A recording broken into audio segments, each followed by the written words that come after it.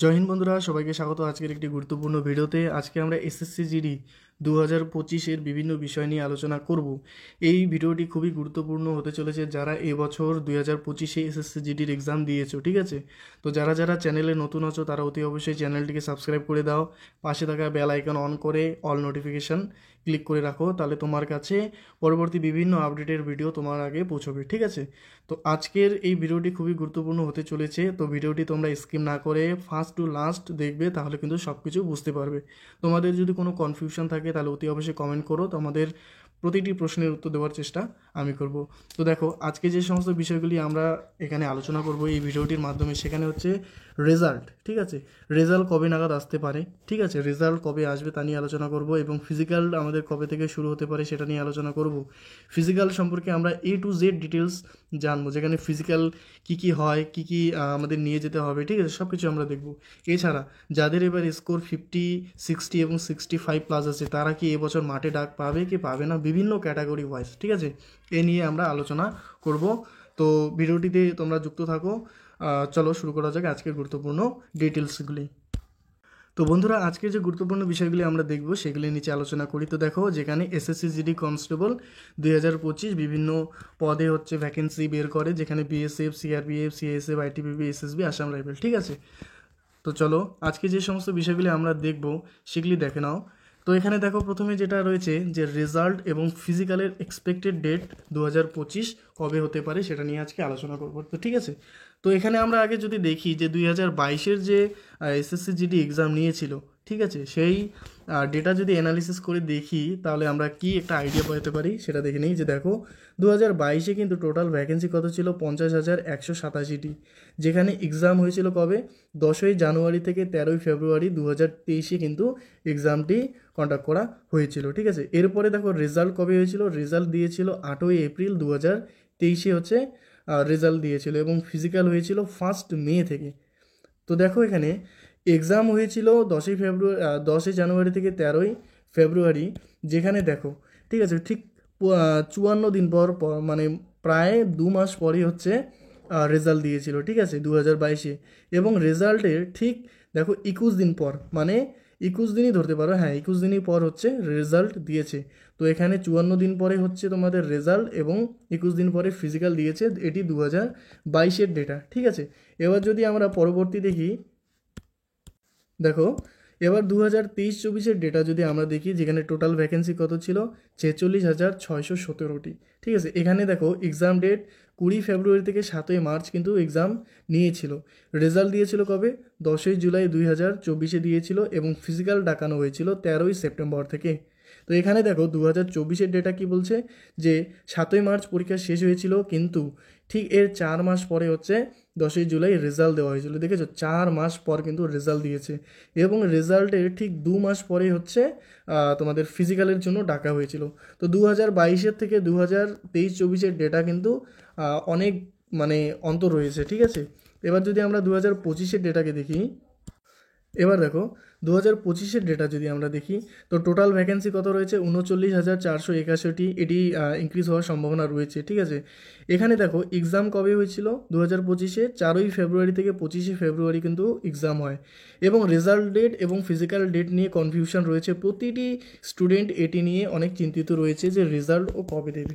তো ঠিক আছে, 2022-এর ডেটা অনুযায়ী যেটা দেখলাম হচ্ছে, দেখো মোটামুটি 2 মাস পরে হচ্ছে রেজাল্ট দিয়েছে, এবং ঠিক তার কতদিন, 28 দিন পরে হচ্ছে মোটামুটি এক্সপেক্টেড যেটা তোমাদের ফিজিক্যালের জন্য ডাকানো হয়েছিল। কিন্তু 2024-এর যেটা ছিল, মানে 23-24, সেখানে কিন্তু অনেক লেন্দি হয়েছিল। 4 মাস পরে রেজাল্ট এবং 2 মাস পরে ফিজিক্যালের জন্য ডাকা হয়েছিল। তো আমরা 2024-এর যে ডেটা সেটা আমরা এখানে অ্যাকসেপ্ট করব না, কারণ 2024-এ অনেক কিছু সমস্যা ছিল যার জন্য এত লেন্দি হয়েছিল, ঠিক আছে? তো আমরা কিন্তু এখানে 2022-এর ডেটাকে আমরা অ্যানালিসিস করে এবং সেটাকে গ্রহণ করে দেখব যে এবার ঠিক কতদিন পরে আমাদের রেজাল্ট এবং ফিজিক্যাল দিতে পারে, ঠিক আছে? তো দেখো, এখানে আমরা যেটা এক্সপেক্টেড করতে পারি, এখানে দেখো যে 25শে ফেব্রুয়ারি এক্সাম শেষ হয়েছে, এর ঠিক 1.5 মাস পর, ঠিক আছে, আমরা 1.5 মাস ধরে রাখবো। 1.5 মাস পরে মানে হচ্ছে এপ্রিলের লাস্ট উইক নতুবা মের ফার্স্ট উইক 2025-এর মধ্যে কিন্তু আমাদের রেজাল্ট দিতে পারে, ঠিক আছে? তো আমরা এক্সপেক্টেড ধরে রাখলাম কত, যে 1.5 মাস পরে হচ্ছে আমাদের রেজাল্ট কিন্তু আসতে পারে, ঠিক আছে। এবং এবার 1.5 মাস পরে যদি রেজাল্ট চলে আসে, তো আমরা এবার ফিজিক্যাল যেটা দেখবো, ফিজিক্যাল হচ্ছে জুন ও জুলাই মাসের 2025-এর কিন্তু আমাদের ফিজিক্যাল হতে পারে, যেটা হচ্ছে রেজাল্টের 1 মাস পরে, ঠিক আছে। 2022-এর ডেটা অনুযায়ী কিন্তু আমরা এটা ধারণা করতে পারি যে 1.5 মাস পরে হচ্ছে আমাদের রেজাল্ট দিতে পারে এবং ঠিক তার 1 মাস পরে ফিজিক্যাল দিতে পারে। এখানে 1.5 মাস বা 2 মাসও হতে পারে, যেটা আমরা এক্সপেক্টেড ধারণা করতেছি, এবং এখানে 1 মাস 1.5 মাস পরে হচ্ছে ফিজিক্যালের জন্য ডাকতে পারে, ঠিক আছে। প্রতিটি স্টুডেন্ট ভাই ও বোনেদের কাছে আমি বলবো যে দেখো, এর রেজাল্ট এবং ফিজিক্যাল ডেট নিয়ে তোমরা অত চিন্তিত না থেকে তোমরা তোমাদের প্রিপারেশনের জন্য প্রিপারেশন ভালো করে করো, ঠিক আছে। যেখানে তোমাদের ফিজিক্যালের জন্য যারা রয়েছো, ফিজিক্যালের জন্য তৈরি হচ্ছ, তোমরা 5 কিলোমিটার রানিং করো প্রতিনিয়ত, 24 মিনিটের মধ্যে আসার চেষ্টা করো, ঠিক আছে। তো এইভাবে তোমরা চিন্তিত না থেকে তোমার যেটা করা উচিত সেটা করো এবার, ঠিক আছে। তো এই হচ্ছে 2025-এর একটা এক্সপেক্টেড ডেট, যেখানে আমরা এপ্রিলের লাস্ট উইক বা মের ফার্স্ট উইকে আমরা রেজাল্ট পেতে পারি, এবং জুন জুলাইয়ে হচ্ছে আমরা ফিজিক্যাল ডেট ডাক পেতে পারি, ঠিক আছে। এরপরে দেখো, যেটা আমি বললাম যে ফিজিক্যালের জন্য, ঠিক আছে, দেখো এই নোটিশটি একটু গুরুত্বপূর্ণ মানে হচ্ছিল আর কি। তো এখানে থেকে এটি হচ্ছে অফিস মেমোরেন্ডাম একটা নোটিশ দিয়েছিল সিআরপিএফের তরফ থেকে, যেখানে বলা রয়েছে দেখো, এবছর যে তোমাদের ফিজিক্যাল হবে সেটা কিন্তু অনেকটা ডিজিটালি হওয়ার সম্ভাবনা রয়েছে, ঠিক আছে। কেননা এবছর RFID চিপ কিন্তু তোমাদের লাগানো হবে, ঠিক আছে, যেটা হচ্ছে রেডিও ফ্রিকোয়েন্সি আইডেন্টিফিকেশান, এটা ফুল ফর্ম। যেখানে তোমাদের দেখো পিইটি এবং পিএসটির সময় এটি করানো হবে। এখানে দেখো যেটা সিআরপিএফ অনুযায়ী বলা রয়েছে, এই দেখো জুন ও জুলাই 2025-এ কিন্তু ফিজিক্যাল হওয়ার সম্ভাবনা রয়েছে।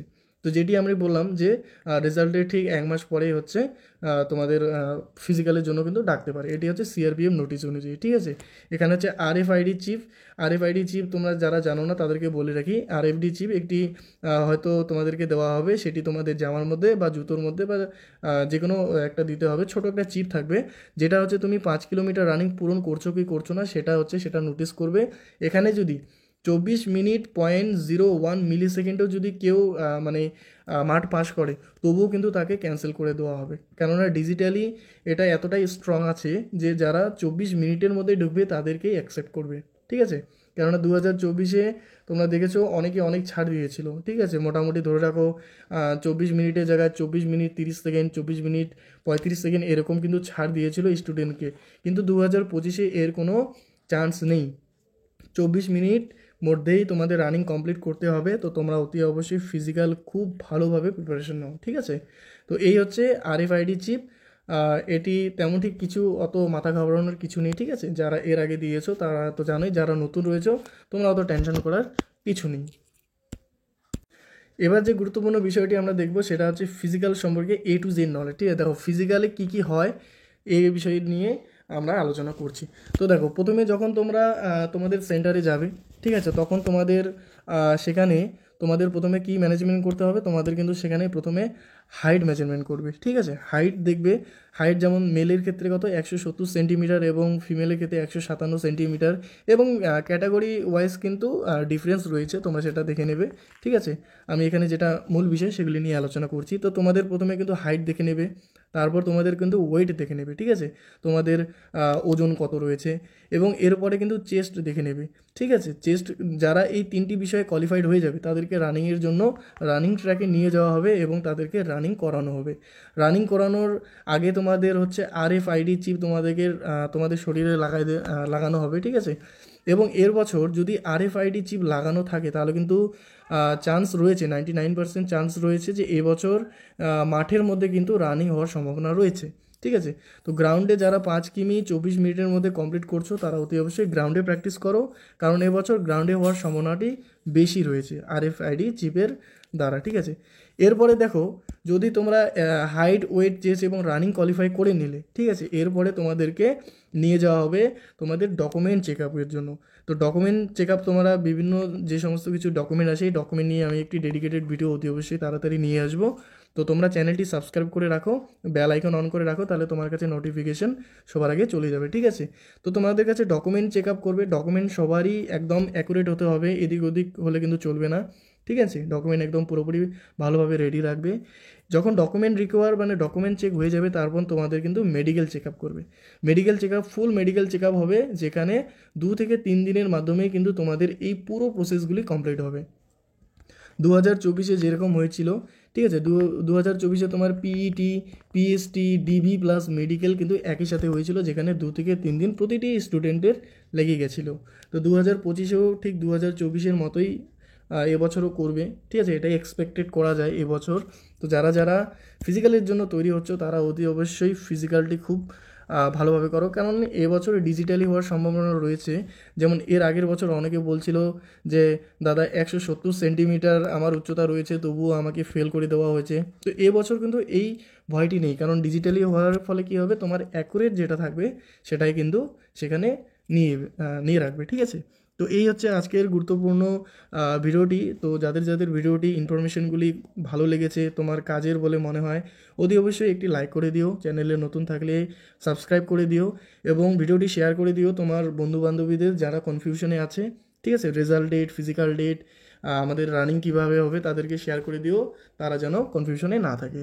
তো আজকের এই গুরুত্বপূর্ণ বিষয়গুলি তোমরা মাথায় রেখো, পরবর্তী বিভিন্ন আপডেট আসলে আমি তোমাদের জন্য আগে নিয়ে আসবো, ঠিক আছে। তার জন্য চ্যানেলটি সাবস্ক্রাইব করে বেল আইকন অন করে রাখো। তো থ্যাংক ইউ সো মাচ সবাইকে ভিডিওটি দেখার জন্য।